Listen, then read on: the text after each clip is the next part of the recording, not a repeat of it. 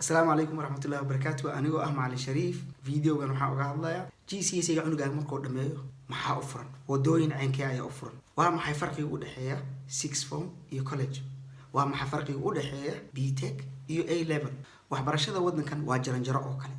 وحي كبل عمتها انتري ليفل انتري 1 انتري 2 انتري 3 ودكسي هوسة أما برايمري ليفل 1 يا ليفل 2 ودكسي سرة أما سكندري cunugaaga markuu u dhameeyo GCSE-ga wuxuu haystaa level 2 markuu u sii gudbo 6 formka wuxuu haystaa level 3 sanadka koobaad ee jaamacadda waa level 4 sanadka labaad waa level 5 sanadka saddexaadna waa level 6 cunugaaga markuu u dhameeyo GCSE waxa u furan 6 form inuu aado waxa kale oo u furan college inuu aado waxa kale oo u furan apprenticeship inuu sameeyo waxa kale oo u furan inuu sanad iska nasto waxa kale oo u furan inuu soo waxba qaban oo guriga iska joogo waa maxay farqiga u dhaxeeya 6 form iyo college 6 form waa dugsi sare oo kale dhammaan ardayda dhigata waa da'da carruurgaaga oo kale labiska iskoolka ayaa la xirtaa madax banaani badanna ma laha waa meel yar oo carruur loogu talagalay geeska geesna ay macallimiin joogaan kursooyinka lagu bartaa waa farakutiris waxayna u badan yihiin A level jawiga waxbarasho uu adag yahay carruur kale oo la haasaabana way buuxaan college-ka waa meel loogu talagalay waxbarashada dheeraadka jawigeeda waxbarashana wuu dabacsan yahay cid canugaaga cadaadis saaraysana ma jirto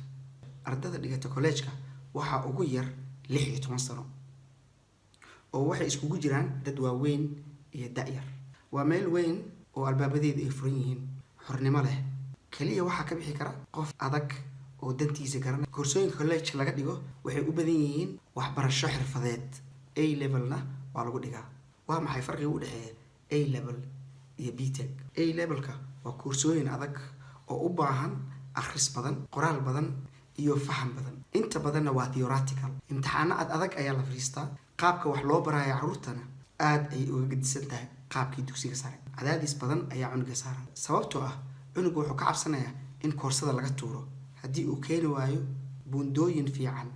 imtixaanaadka diyaar garowga A levelka waa koorsooyin yar oo fara ku tirsan B tech inta badan waa practical coursework ayaa la sameeyaa walwal imtixaanna ma jiro fursado aad ku saxdo qaladaadkaaga ayaad helaysaa halka koorsoo B tech waxay la mid tahay 3 A level inta badan jaamacadaha way qaataan B tech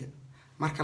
laga reebo maadooyin fara ku tirsan sida caafimaadka oo kale A level ayaa lagaga baahan yahay coursework lagu siiyo guriga ayaa ku sameyn kartaa oo B tech koorsooyinka aad sameyn karto way fara badan yihiin ma ogtahay qaladaadka ugu waaweyn ee ay sameeyso ardada marka ay dalbanayaan A levelka ama B tech daraasad lagu sameeyay ardada A levelka dhameysay boqolkiiba 53 waxaa lagu ogaaday maadooyinka ay dalbadeen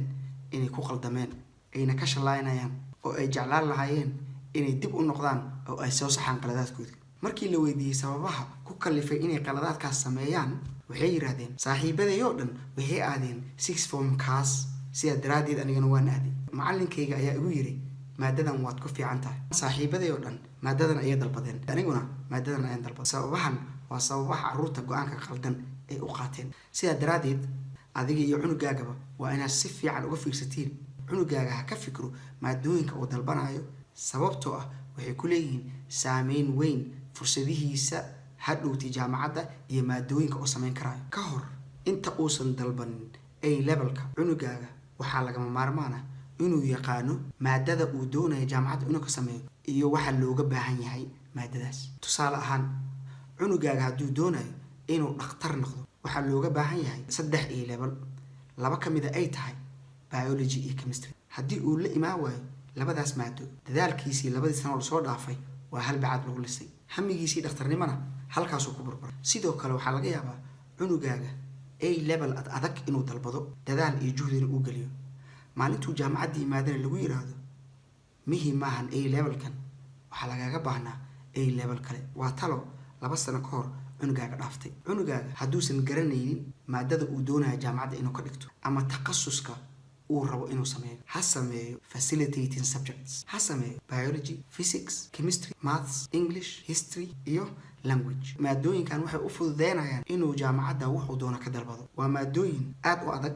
laakiin hadhow ayuu ka faa'iidaya cunuga 5 GCSE haysta oo grade-koodu ugu yar yahay 5 waxaa u furan inuu sameeyo A A level, B.Tech, advanced apprenticeship iyo course kasta oo level 3 ah. cunugan waxay ku qaadanaysaa 2 sano inuu jaamacadda u gudbo. cunuga haysta 4 GCSE oo ay ku jirto xisaab iyo English wuxuu sameyn karaa B.Tech level 2, intermediate apprenticeship iyo course kasta oo level 2 ah. cunugan waxay ku qaadanaysaa inuu jaamacadda u gudbo 3 sanadood. cunuga aan haysanin xisaab ama English wuxuu sameyn karaa B.Tech level 1, traineeship iyo course kasta oo level 1 ah. cunugan waxay ku qaadanaysaa inuu jaamacadda u gudbo ilaa 4 sanadood. cunuga aan haysan wax GCSE waxaa u furan inuu sameeyo functional skills for life iyo traineeship. dhammaantood